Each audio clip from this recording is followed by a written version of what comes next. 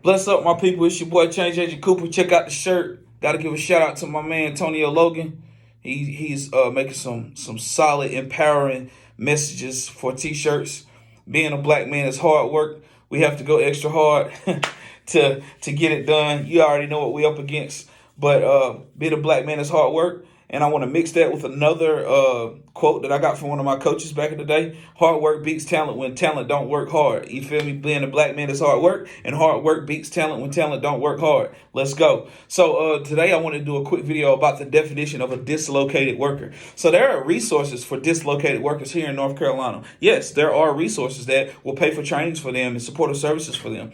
But let me read this definition off, and then I'm going to tell you why it's so important for investments to be made into a particular community intentionally if we want to right some wrongs. This is one of my strategies at reparations.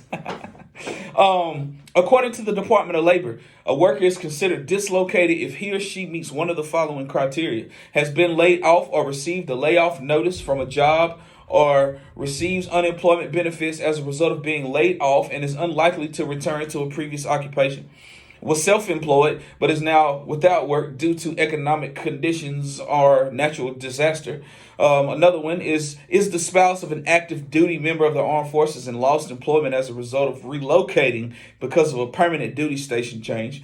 Another one is the spouse of an active duty member of the armed forces and is also unemployed or underemployed and finding difficulty in obtaining or upgrading employment. And lastly, is a displaced homemaker of someone who was taking care of family without pay, such as a stay-at-home mother or father, is no longer supported by their spouse, is unemployed or underemployed, and can't find or upgrade their employment. So you hear these definitions, and what we hear is being a spouse of someone that's in the military. It'll get you in the game, and also being self-employed will get you in the game. And the other one was like had been laid off, right? Well, listen, there's a big pot of people who just don't have skills.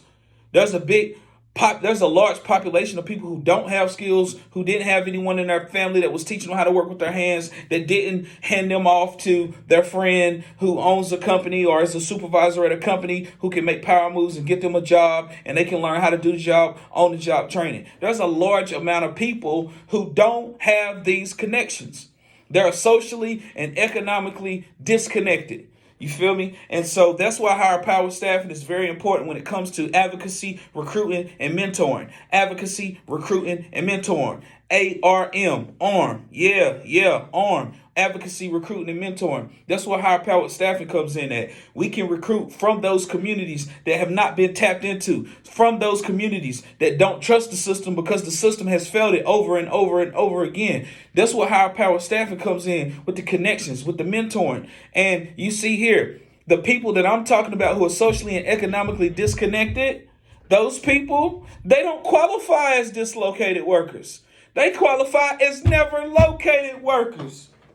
And I'm here for the location needs. Holla at your boy. My name is Change Agent Cooper. I go by the name of Coop for short. And if you are willing to pledge to hire 5 to 10 people over the next 365 days from higher powered staffing, then please shoot me an email, shoot me an inbox on LinkedIn, because it is time for us to move towards tangible tactics. It is time for solutions. Tired of talking. Show up and let's do this. Let's empower. Let's heal the community by way of workforce development. Let's be intentional about our recruiting. Let's be intentional about using our resources for something that's really going to help the community. You want to talk philanthropy? Let's talk about connecting a mentor to one of your recent hires that didn't have someone providing the needed coaching and mentoring in their life, and now they're into the workforce and they'll be a loyal worker, but there's just certain things that needs to get smoothed out. Certain essential skills, certain interpersonal skills. Hey, let's do it together. Higher powered staffing. It's a perfect strategy. Perfect strategy. Advocacy, recruiting, and mentoring.